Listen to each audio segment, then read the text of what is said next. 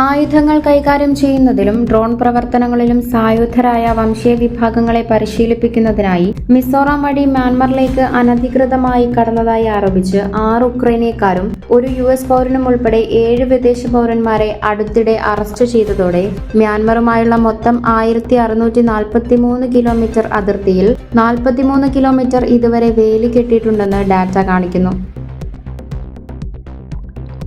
തിരഞ്ഞെടുപ്പ് അടുത്തിരിക്കുന്ന തമിഴ്നാട്ടിൽ മാതൃകാ പെരുമാറ്റച്ചട്ടം നിലവിൽ വന്നതോടെ ഇന്ത്യൻ തിരഞ്ഞെടുപ്പ് കമ്മീഷൻ നിർദ്ദേശിച്ചിട്ടുള്ള രൂപ 50,000 പണമായി കൊണ്ടുപോകാവുന്ന പരിധിയെക്കുറിച്ച് ചില പങ്കാളികൾ ആശങ്കകൾ ഉന്നയിച്ചിട്ടുണ്ട്.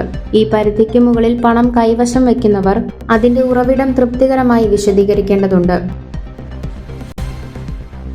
ഇറാൻ നിരവധി ഗൾഫ് ഊർജ്ജ കേന്ദ്രങ്ങളെ ആക്രമിക്കുകയും അവരുടെ പ്രധാന വാതക മേഖലകളിലൊന്നിൽ നടത്തിയ ആക്രമണത്തിന് പ്രതികാരമായി കൂടുതൽ എണ്ണ വിതരണം നടത്തുമെന്ന് മുന്നറിയിപ്പ് നൽകുകയും ചെയ്തതോടെ വൈദ്യുതി വില കുതിച്ചുയർന്നു. ഓഹരി വില ഇടിഞ്ഞു. ഖത്തറുമായി പങ്കിടുന്ന സൗത്ത് പാഴ്സ് മേഖലയിലെ ഒരു വലിയ എണ്ണപ്പാടത്തിന് നേരെ ഇസ്രായേൽ ആക്രമണം നടത്തിയതിനെ തുടർന്ന് പ്രാദേശിക ഇൻസ്റ്റാളേഷനുകൾ ലക്ഷ്യമിടുമെന്ന് ടെഹ്റാൻ ഭീഷണിപ്പെടുത്തിയതോടെ ബ്രെന്റ് ക്രൂഡ് ഓയിൽ ബാരലിന് $115 ഉയർന്നു.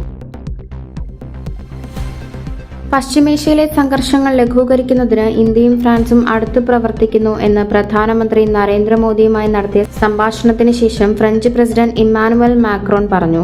മിസ്റ്റർ മോദിയും വിദേശകാര്യമന്ത്രി എസ് ജയശങ്കറും ലോകമെമ്പാടുമുള്ള നേതാക്കളോട് നടത്തിയ നിരവധി ആഹ്വാനങ്ങളിൽ ഒന്നാണിത്. ഗൾഫ് മേഖലയിലുടനീളമുള്ള ഊർജ്ജ സ്ഥാപനങ്ങൾക്കും വാതക പാടങ്ങൾക്കും നേരെയുള്ള ആക്രമണങ്ങൾ ഇസ്രായേലും ഇറാനും ശക്തമാക്കിയപ്പോൾ സിവിലിയൻ അടിസ്ഥാന സൗകര്യങ്ങളെ ലക്ഷ്യം വയ്ക്കുന്നത് അസ്വസ്ഥമാക്കുന്നതും അസ്വീകാര്യവുമാണെന്ന് സർക്കാർ പറഞ്ഞു. അവ നിർത്തുവാനും ആവശ്യപ്പെട്ടു.